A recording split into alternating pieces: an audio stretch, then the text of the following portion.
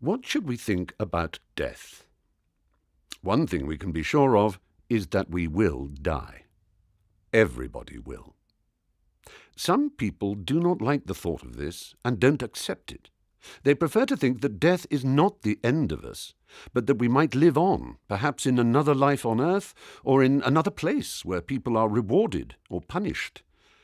But wanting something to be true is not the same as it being true. And there is no evidence to support the idea that our minds could survive the end of our bodies. What sense could we make of the things that we value? Love, experience, communication, achievements, the warmth of the sun on our face, if we were disembodied? And if life were eternal, wouldn't it lose much of what gives it shape, structure, meaning, and purpose? Think about reading a good book or eating a delicious cake. These may be great pleasures, but one of the things that makes them pleasures is that they come to an end.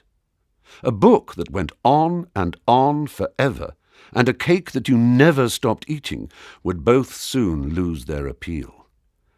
Death is a natural part of life. It makes sense for us to try not to be afraid of this, but instead to come to terms with it.